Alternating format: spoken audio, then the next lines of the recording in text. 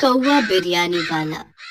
पिता के गुजर जाने के बाद रमेश ने अपने पिता की चिकन बिरयानी की दुकान संभाल ली थी। रमेश की दुकान गांव के बीचों बीच थी, जहां रमेश अपने हाथों से चिकन बिरयानी बनाकर बेचता था। इन दिनों रमेश का कारोबार बहुत चलने लगा था। एक दिन रमेश अपनी दुकान में बैठा था।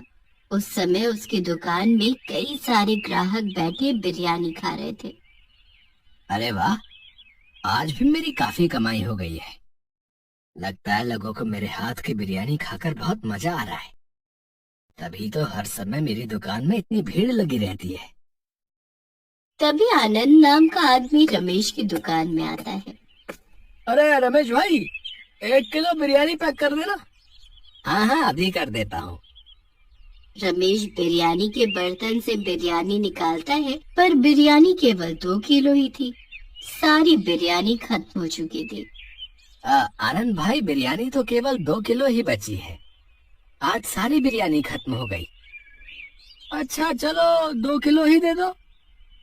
रमेश आनंद को 2 किलो बिरयानी देता है। आनंद वो बिरयानी लेकर वहां से चला जाता है।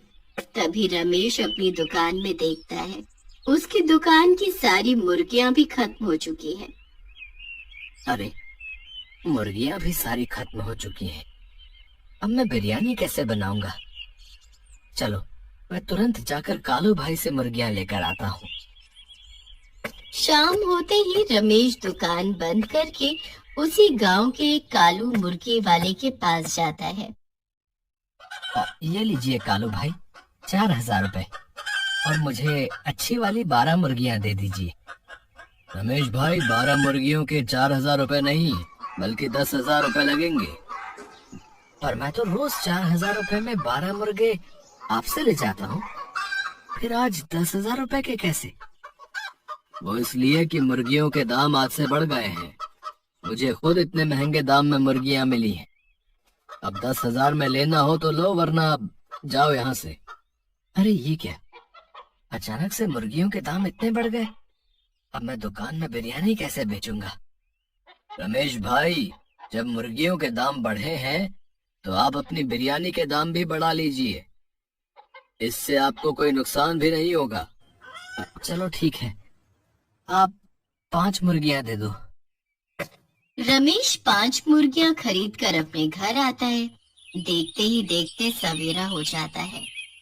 तभी रमेश अपनी दुकान के बाहर एक बोर्ड लगा देता है, जिस पर लिखा था कि अब बिरयानी 1 किलो 400 रुपए की मिलेगी। ये बोर्ड पढ़कर कई सारे ग्राहक वहां से वापस चले जाते हैं। ये देखकर रमेश परेशान हो जाता है। शाम तक रमेश की दुकान में एक भी बिरयानी खाने नहीं आया। अरे ये क्या, आज तो एक भी ग्राहक मेरी दुकान में बिरयानी खाने नहीं आया। अरे ऐसे तो मेरा बहुत नुकसान हो जाएगा। तभी आनंद फिर से रमेश की दुकान में आता है। उसकी नजर जैसे ही बोर्ड पर पड़ती है, वो वहां से जाने लगता है। तभी रमेश आनंद को आवाज लगाता है। अरे क्या हुआ आनंद भाई, बिरयानी नहीं खानी है आज? आपने बिरयानी के दाम अचानक से इतने ज्यादा बढ़ा दिए। ऐसे में कौन आपकी दुकान से बिरयानी खाएगा? आनंद भाई, मुर्गियों के दाम बढ़ने से मुझे भी बिरयानी के दाम बढ़ाने पड़े। अब इसमें मैं क्या कर सकता हूँ? अब इतनी महंगी बिरयानी, बाप रे, मैं तो नहीं खा सकता। आनंद भी महंगे दाम देखकर वहां से चला जाता है। देखते ही देखते 2 दिन बीत जाते हैं, पर अब तक रमेश की दुकान पर एक भी ग्राहक नहीं आया था। अब रमेश की बनाई सारी बिरयानी खराब होने लगती है और उसमें बदबू भी आने लगती है। अरे ये क्या हो रहा है? एक समय था जब मेरी दुकान में ग्राहकों की लाइन लगी रहती थी, और अब देखो मेरी दुकान में बिरयानी पड़े पड़े खराब हो रही है, और एक ग्राहक तक नहीं आ रहा। चलो, अब ये बिरयानी तो खाने लायक नहीं रही, मैं इसे बाहर ही फेंक आता हूँ। दुखी होकर अपनी दुकान से बिरयानी उठाता है और बाहर एक सुनसान जगह पर वो बिरयानी फेंक देता है। बिरयानी फेंकते ही उसके आसपास कौवे मंडराने लगते हैं और उसको खाने के लिए वहां पर आ जाते हैं। इतने सारे कौवे, मुर्गों से ज्यादा तो इनकी तादाद लगती है। क्यों न इनकी थोड़ी जनसंख्या कम कर दी जाए। अब मुर्गा बिरयानी बनाना बस की बात नहीं रही। क्यों ना मैं भी कौवा बिरयानी बनाकर अपने दुकान में बेचूं। बिरयानी में आधा कौवा रहेगा और आधा मुर्गा।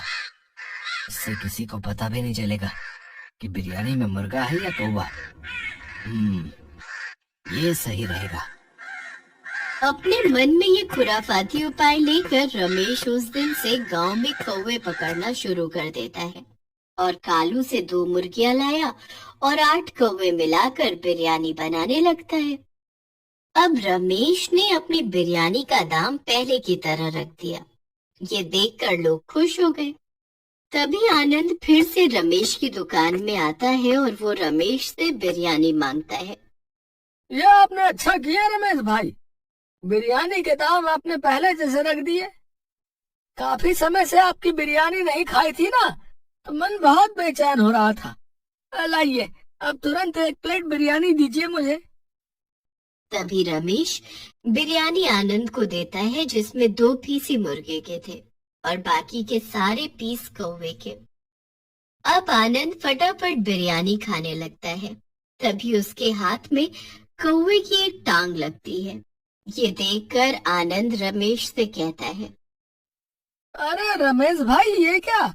ये मुर्गे की टांग इतनी बारीक कैसे?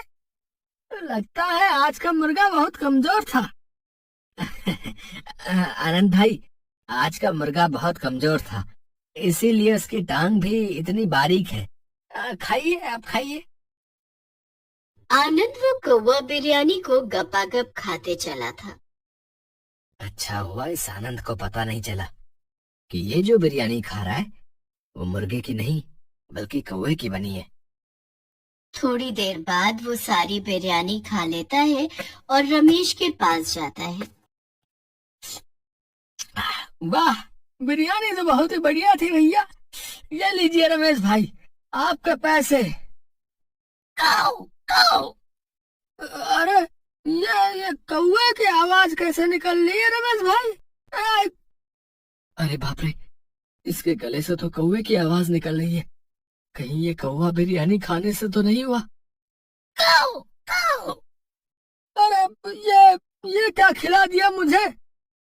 ये कौवे की आवाज कहाँ से आ रही भैया? अरे मैंने तो आपको चिकन बिरयानी खिलाई थी आनंद भाई। काऊ काऊ। अरे तो कौवे की काऊ काऊ आवाज कहाँ से आ रही भैया? आनंद जैसे जैसे बातें कर रहा था, बीच बीच में उसके मुंह से कौवे की आवाज आ रही थी। ये देखकर आनंद बहुत परेशान हो जाता है और वो अपनी पत्नी सुजाता के पास घर जाता है। सुजाता आनंद के मुंह से कौवे की आवाज सुनकर हैरान हो जाती है। अरे क्या कौवा निकल के आ गए क्या? ये आपके मुंह से कौवे की आवाज कैसे आ रही है? अरे जब से मैंने वो काऊ काऊ रमेश की बिरयानी खाई है, काऊ, तब से मेरे मुंह से कौवे की आवाज निकल रही है। काऊ काऊ। क्या ऐसा क्या खिला दिया आपको उस रमेश ने? चलिए मेरे साथ। सुजाता आनंद को लेकर रमेश की दुकान पर जाती है। उस समय रमेश की दुकान में कई सारे लोग बड़े मजे से कौवा बिरयानी खा रहे थे। रमेश भाई, मेरे पति को क्या खिला दिया आपने? सुजाता की आवाज सुनकर रमेश की दुकान में बैठे सारे लोग सुजाता की ओर देखने लगते हैं। जब से मेरे पति आपकी दुकान से बिरयानी खाकर गए हैं, तब से इनकी आवाज कौवे की तरह निकल रही है। ऐसा लग रहा है कि आपने कौवा बिरयानी बनाकर खिला दिया। क्या हुआ बहन जी? वहां बैठे सभी लोग सुजाता की ये बात सुनकर खाते खाते अपने हाथ रोक देते हैं। तभी एक कुलदीप नाम का आदमी हैरान हो जाता है। अरे बाप रे, इसका मतलब जिसे मैं इतनी देर से चिकन बिरयानी समझकर खा रहा था वो कौवा बिरयानी है। ये क्या बोले जा रही हो आप बहन जी? कौवे की बिरयानी कोई बनाता है क्या? मेरी दुकान में केवल चिकन की बिरयानी बनती है। तभी कुलदीप दौड़ता हुआ रमेश के पास जाता है। वो जैसे ही रमेश से बात करता है, तभी उसकी आवाज भी कौवे की तरह निकलने लगती है। काऊ काऊ, अरे मेरी आवाज कौवे की तरह काऊ काऊ कैसे निकल रही है? कुलदीप की आवाज सुनकर वहां बैठे सारे लोग हैरान हो जाते हैं। तभी एक यश नाम का व्यक्ति रमेश की गर्दन पकड़ लेता है। अरे ये क्या खिला दिया तूने हमें, चिकन बिरयानी कहकर? वहां जितने भी लोगों ने कौवा बिरयानी खाई थी, उन सभी के मुंह से कौवे की आवाज निकल रही थी और वो सब गुस्से में आकर रमेश को मारने जाते हैं। ये देखकर रमेश वहां से भाग जाता है। काऊ काऊ, सुजाता मुझे डॉक्टर के पास लेके चलो। काऊ काऊ। हाँ हाँ, चलो आनंद, अब डॉक्टर ही आपके गले से कौवे को बाहर निकाल सकते हैं। सुजाता आनंद को लेकर डॉक्टर के पास जाती है। उस डॉक्टर के पास सुबह से कोई पेशेंट नहीं आया था। अरे वाह, चलो कोई पेशेंट तो आया। अरे डॉक्टर साहब, मेरे पति को देखिए ना। अरे जब से इन्होंने कौवा बिरयानी खाई है, तब से इनकी आवाज कौवे की तरह निकल रही है। क्या कौवा बिरयानी खा ली? क्या भाई साहब, लोग चिकन बिरयानी खाते हैं, मटन बिरयानी खाते हैं, और आप कहाँ से कौवा बिरयानी खाए? वैसे कैसी बनी थी कौवा बिरयानी? खाने में कैसे लग रही थी? स्वाद कैसा था? अच्छा था या बहुत अच्छा? अरे सुजाता, काऊ काऊ, ये कैसे डॉक्टर के पास लेके आ गई तुम मुझे? काऊ काऊ। आपकी आवाज तो पूरी कौवे की तरह निकल रही है। ऐसा लग रहा है कि मैं किसी कौवे से बात कर रहा हूँ। डॉक्टर साहब, आप हंसना बंद करिए और मेरे पति का इलाज कीजिए। चलो अपना मुंह खोलो। थोड़ा और, थोड़ा सा और बड़ा मुंह खोलो। अरे काऊ काऊ, अब क्या मुंह के अंदर बैठ जाएंगे क्या? काऊ काऊ। बाप रे बाप, क्या हुआ डॉक्टर साहब? इनके गले में तो कौवा अटका हुआ है। क्या? कौवा कहाँ से आ गया? अब कौवा बिरयानी खाई है तो कौवा ही आएगा ना, चिड़िया तो नहीं आएगी। अरे तो इनका इलाज करिए ना। पहले मुझे इनके गले को काटकर अलग करना होगा। क्या? काऊ काऊ, गला काट दोगे तो मैं जिंदा कैसे बचूंगा भैया? अरे सुजाता, मुझे नहीं करना है इस डॉक्टर से इलाज, चलो यहाँ से। काऊ काऊ। अरे ऐसे कैसे जाओगे यहाँ से? गला तो काटना ही होगा। तभी वो डॉक्टर हाथ में छुरी लेकर आनंद के पीछे भागता है। आनंद चिल्लाते हुए तेजी से वहां से भाग जाता है। अरे आनंद, कहाँ भाग रहे हो? यह कैसे डॉक्टर के पास लेकर आ गई मुझे? ये डॉक्टर है या कसाई? अब मुझे मार ही डालेगा। जब मेरा गला ही कट जाएगा तो मैं जिंदा कैसे बचूंगा भैया?